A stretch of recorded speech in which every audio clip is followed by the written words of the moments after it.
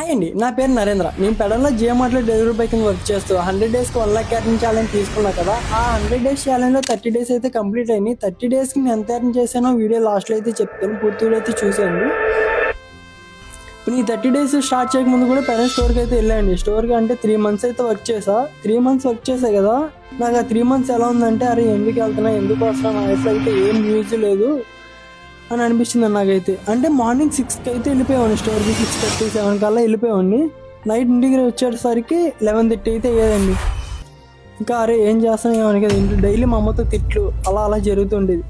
కానీ ఎందుకో కానీ వీడియో స్టార్ట్ చేసిన తర్వాత అయితే అరే ఎన్నింటికి వెళ్ళినా పర్లేదు, కానీ నేనైతే స్టోర్కి వెళ్ళాలి, వర్క్ చేయాలి. నాకు ఎంత వర్క్ ఉన్నా కానీ వెళ్ళి ఒక్క ఆటనే వేసామండి. ఎందుకంటే డైలీ ఒక్క రూపీ కౌంట్ అయినా కానీ నాకైతే అలాగే ఉండిద్ది కదా.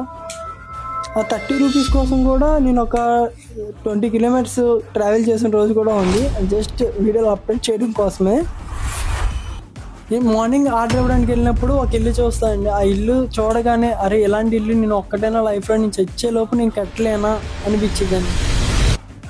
అంటే అలా అంత పెద్ద ఇల్లు ఏం కాదు, అంటే సంథింగ్ ఒక 3 floors అలా ఉండిద్ది. అది నా ఓన్ మనీతో, అంటే నా సొంత డబ్బులతో అని నేను కట్టుకోలేనా అనిపించిందండి. దాంట్లో వచ్చేటప్పటికైనా ఒక్క అలాంటి ఇల్లు కట్టేసి వస్తాను. కానీ నేను 30 డేస్కి అయితే నేను ఎంత ఎర్న్ చేశాను అయితే ఇప్పుడు చెప్పబోతున్నా. 30 డేస్కి అయితే నేను 24,550 రూపీస్ అయితే ఎర్న్ చేశాను. ఇదే నా ఫస్ట్ ఎర్నింగ్. కానీ ఇదే అంటే 30 డేస్ ఎర్న్ చేశాను కదా, ఇదే ఎర్నింగ్ అయితే 1 single day ఎర్న్ చేయాలనుకుంటున్నాను నా లైఫ్లో. అలాంటి రోజు ఎప్పుడు వచ్చిందో కానీ అలాంటి రోజు కోసం వెయిట్ చేస్తూనే ఉంటా. నా ప్రయత్నం నేను చేస్తూనే ఉంటాను.